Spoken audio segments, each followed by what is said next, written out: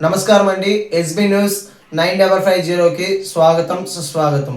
ఏ రోజు వార్త ఆ రోజు మనకు అప్డేట్ కావాలంటే ఎస్బీ న్యూస్ 9550 ఛానల్ను మీరు సబ్స్క్రైబ్ చేసుకుంటే ప్రతిరోజు వార్త మీకు అప్డేట్గా ఉంటుంది.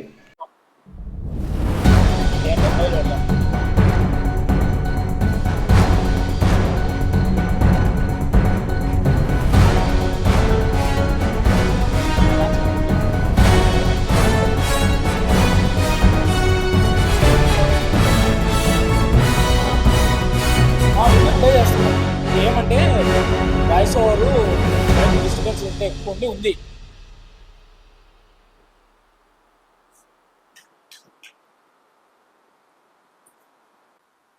మీడియా మిత్రులందరికీ నమస్కారం.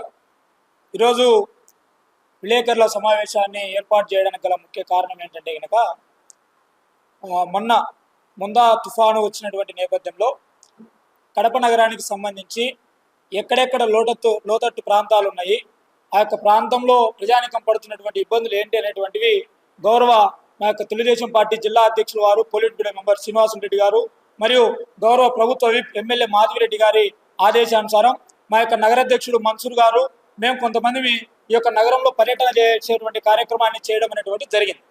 ఈ పర్యటన చేసి ప్రజలు పడుతున్న ఇబ్బందులు ఏంటి అనేటువంటి చూసుకుంటూ పోతూ గత ప్రభుత్వ హయాంలో ఏం చేసినారు, ఈ ప్రభుత్వం మనం వచ్చిన తర్వాత కూటమి ప్రభుత్వం అధికారంలోకి వచ్చిన తర్వాత ఏం చేస్తా ఉన్నాం అనేటువంటి విషయాలన్నింటినీ స్థానికంగా ఉన్నటువంటి ప్రజలు ఎవరైతే ఉన్నారో వాళ్ళందరికీ తెలియపరుచుకుంటూ ఎక్కడైతే కనుక ఈ యొక్క రోడ్ల పరిస్థితులు బాగాలేవో ఆ యొక్క రోడ్ల పరిస్థితులను మా యొక్క ఇన్ఛార్జ్లు అందరితో మాట్లాడుకొని అక్కడ అభివృద్ధి కార్యక్రమాలు జరుపుకుంటూ గత ప్రభుత్వంలో వాళ్ళు ఏం చేశారు, ఇప్పుడున్నటువంటి పరిస్థితులు మేమేం చేశారు అనేటువంటి విషయాన్ని వివరించుకుంటూ పోతున్నటువంటి సందర్భంలో గౌస్ నగర్ ఏదైతే కనుక గౌస్ నగర్ ప్రాంతం ఉందో ఆ యొక్క గౌస్ నగర్ ప్రాంతానికి సంబంధించి మా సయ్యద్ జహీర్ అనేటువంటి ఒక వ్యక్తి, ఆయన ప్రస్తుతం కోఆప్షన్ మెంబర్గా వైఎస్ఆర్ కాంగ్రెస్ పార్టీలో కార్పొరేషన్లో ఉన్నారనేటువంటి విషయాన్ని తెలుస్తా ఉంది.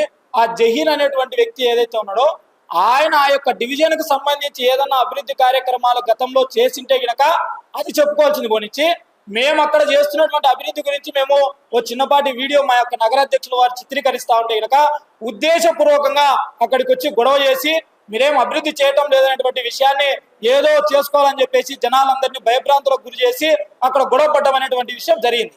ఆ గొడవ పడేటువంటి సందర్భంలో ఈ యొక్క వైఎస్ఆర్ కాంగ్రెస్ పార్టీ నాయకత్వం ఎంత నీచానికి దిగజారిపోయిందంటే గనక రాజకీయంగా అభివృద్ధి పరంగా తెలుగుదేశం పార్టీ కూటమి కార్యకర్తలను ఎదుర్కోలేక ఎంత నీచానికి ఒడిగట్టుబడినది ఈ యొక్క వైఎస్ఆర్ కాంగ్రెస్ పార్టీ వాళ్ళు అంటే గనక ఈరోజు కులాలు మతాలు అనేటువంటి కింది స్థాయికి దిగజారిపోయినటువంటి పరిస్థితి మనం చూస్తూ ఉన్నాం.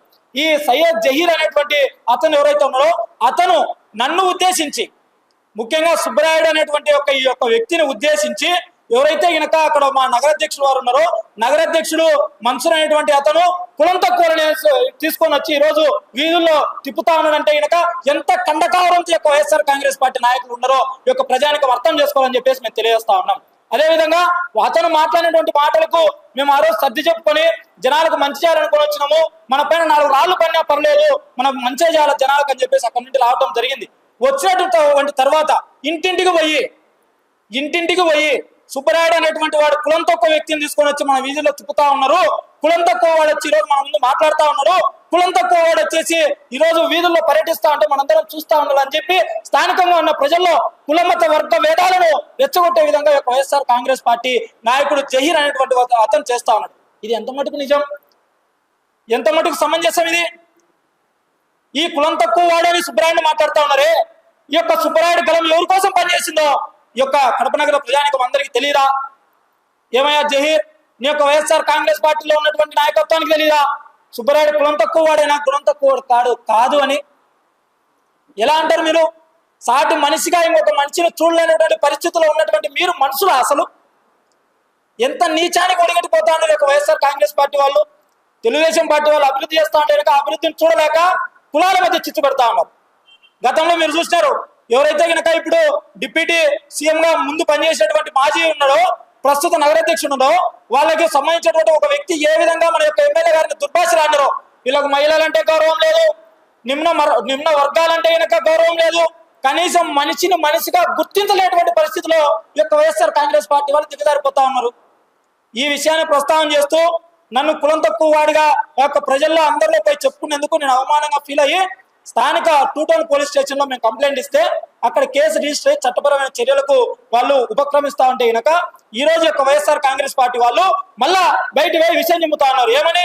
వీళ్ళు సత్యరిచంద్రులు అంట, ఇలా ఏం చేయలేదు, ఊరికనే కేసులు పెడతా ఉన్నారట. కడప ప్రజానికమా ఒకసారి గమనించండి. ఒక మనిషిని మనిషిగా చూడలేక మతాల పేరుతో కులాల పేరుతో ఈ విధంగా దూషించేటువంటి వాళ్ళు అసలు ఈ సమాజంలో ఉండడానికి అర్హులా అని చెప్పేసి నేను అడుగుతా ఉన్నా. అసలు నగరంలో జరుగుతున్నటువంటి అభివృద్ధికి సంబంధించి ఏదన్నా మీరు చేసిన అభివృద్ధి ఏందో చూపిండి, మేము చేసిన అభివృద్ధిని మేము చూపిస్తా ఉన్నాం.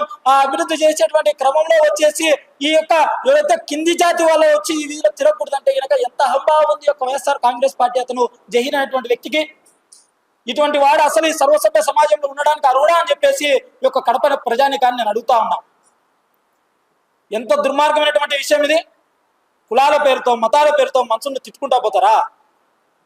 ఏ రోజన్నా ఒకవేళ నేను కులం తక్కువైనా కనుక ఏ రోజన్నా ప్రజలకు మంచి చేయాలనేటువంటి ఉద్దేశంతోనే నేను ముందుకు పోయినా తప్పితే గనక ఏ రోజు నేను చెడు చేసినటువంటి ఒక సంఘటనను చూపించగలరా? నువ్వన్న కోఆప్షన్ మెంబర్ గా ఉండి పనిచేసేదానికి ఒక పదవిని అడ్డపెట్టుకున్నావు. ఏ పదవి లేకుండా కనుక ఇంత చిన్న వయసులో నేను ప్రజల కోసం, కడప నగర ప్రజానికం కోసం, అభివృద్ధి కోసం అహర్నిశలు పాటుపడతా ఉన్నా. నన్ను నువ్వు అనాల్సింది కులం తక్కువడని, నాపైన విమర్శ చేయాల్సింది. నీకంత సత్తా ఉంటే గనక, నీ పార్టీకి అంత సత్తా ఉంటే గనక అభివృద్ధి చేసి చూపించచ్చు కదా. మమ్మల్ని కులం తక్కువ అనడానికి నువ్వెవరు? ఎంత ఖండకారంతో యొక్క జహీర్ అనేటువంటి వైసీపీ నాయకుడు ఉన్నాడంటే గనక గైర్వాంకు బులాలేకో గల్లీ మే పిర్తా ఉని అంటాడు. అంటే ఆ యొక్క వీధిలో వేరే వాళ్ళు తిరగకూడదా? దేడానికి బులాలేకో అంటాడు. దేడా అంటే కులంతో కోళ్ళని తీసుకొచ్చి ఈ వీధిలో మీరు తిప్పుతారా అంటాడు. ఎంత ఖండకారంతో కొట్టుమిట్టాడుతూ ఉండవు నువ్వు, ఎంత అహంభావం నీకు. ఈరోజు మళ్ళా నువ్వు మాట్లాడిన మాటలకు పోలీసు వారిని పైన చర్యలు తీసుకుంటా అంటే టీ స్టాల్ల కాడిపోయి ఇష్టానుసారంగా మా పైన కేసులు పెట్టినారు, సుబ్బరాయుడు కేసులు పెట్టించినారు, ఎమ్మెల్యే గారు కేసులు పెట్టించారంటే నువ్వు మాట్లాడిన మాటలు బాగుంటాయి కదా. ఒక మనిషిని కులం పేరుతో దూషించేటువంటి నీ పైన కేసు కాదు, ఇంకొక పెద్ద చర్య తీసుకునేవాడు తప్పు లేదని నేను తెలియజేస్తా ఉన్నా. కాబట్టి ఈ యొక్క కడప నగర ప్రజానికం అందరికీ ఒకటే తెలియజేస్తా ఉన్నాం. సుబ్బరాయుడు కులంతో కూడైనా కనుక గుణంతో కూడేం కాదు. ఏ రోజు ఈ యొక్క కడప నగరాన్ని కష్టాల్లో ఉందంటే కనుక వదిలిపెట్టి పోయినటువంటి వ్యక్తి కాదు. ఈ యొక్క వైఎస్ఆర్ కాంగ్రెస్ పార్టీ నాయకులకు పదవులు కావాలేమో, మాకు యొక్క కడప నగర ప్రజానికం యొక్క చల్లని ఆశీస్సులు ఉంటే చాలు ఎప్పటికీ అభివృద్ధి చేసేందుకు మా యొక్క తెలుగుదేశం పార్టీ కానీ మా యొక్క నాయకులు కానీ ముందుంటారు. కాబట్టి ఎవరైతే ఈ యొక్క వ్యాఖ్యలు చేస్తారో అతని పైన చట్టపరమైన చర్యలు తీసుకుంటా ఉంటే వాళ్ళు దాన్ని ఓర్చుకోలేక మళ్ళీ ఏదో ప్రాపగాండ చేస్తున్నారు. కాబట్టి కడప నగర ప్రజానికం అందరూ గమనించి రానున్నటువంటి ఎన్నికల్లో ఏ విధంగా అయితే వీళ్ళు కులాల పేరుతో, మతాల పేరుతో, వర్గాల పేరుతో ఈరోజు చిచ్చులు పెడతా ఉన్నారో వీళ్ళందరినీ బాయ్కాట్ చేసే విధంగా మీరందరూ నిర్ణయం తీసుకోవాలని చెప్పేసి ఈ సందర్భంగా నేను కోరుకుంటూ, అతను మాట్లాడేటువంటి మాటలు ఏవైతే ఉన్నాయో నేను చూపిస్తాను. అతను ఇంటింటికి పోయి మేము అక్కడ నుండి వచ్చాం, ఒకవేళ గొడవ జరిగింది అభివృద్ధి విషయంలో వీళ్ళంతా మాట్లాడుకుంటా ఉన్నారు, మేము పక్కకు వచ్చాం. ఎంత ఇంకా దుర్మార్గంగా మాట్లాడతారంటే వేరే వాళ్ళు వచ్చి మా డివిజన్ లో మాట్లాడుతూ ఏం నేను ఆయన అబ్బా సొత్తా నీ డివిజను నువ్వు మీరు కొన్నారా, ఏమన్నా మీ అబ్బగారు మీకు రాసిచ్చారా మీ డివిజన్ అని. ఇంటింటికి పోయి సౌండ్ వచ్చిందా ఇదా, ఇంటింటికి పోయి బండి ఆపి ఇంటింటికి పోయి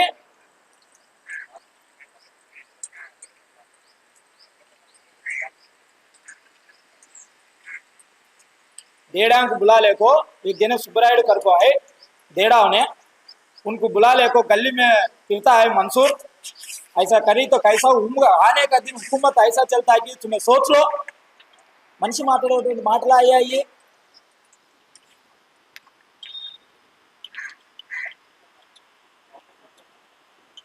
అంత దొమ్మధైర్యం ఉంటే కనుక మీరు కడప నగరాన్ని ఇన్నేళ్ళుగా ఏం చేస్తారో చెప్పుకోవచ్చు కదా. కాబట్టి కడప నగర ప్రజానికానికి ఈ యొక్క మీడియా ముఖంగా నేను తెలియజేసుకుంటున్న విషయం ఏంటంటే గనక నన్ను కులం పేరుతో దూషించినటువంటి వ్యక్తి పైన నేను చట్టపరంగా చర్యలు కోరాను తప్పితే గనక కక్షపూరితంగా నేను వ్యవహరించలేదు.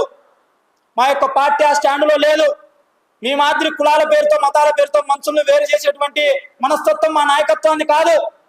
కాబట్టి ఈ యొక్క పనిలేని వైసీపీ నాయకులు చేస్తున్న తప్పుడు ప్రచారాన్ని ప్రజానికమే ఈ యొక్క మీడియా ద్వారా చూసి గమనించి రానున్నటువంటి రోజుల్లో ఇటువంటి కులాల పేరుతో చిచ్చులు పెడుతున్నటువంటి వారిని ఈ యొక్క సమాజానికి దూరంగా పెట్టేటువంటి కార్యక్రమాన్ని తీసుకోవాలని చెప్పేసి ఈ సందర్భంగా కోరుకుంటూ ఈ అవకాశం ఇచ్చినటువంటి ప్రతి ఒక్కరికి పేరు పేరున హృదయపూర్వకంగా ధన్యవాదాలు తెలుపుకుంటాను.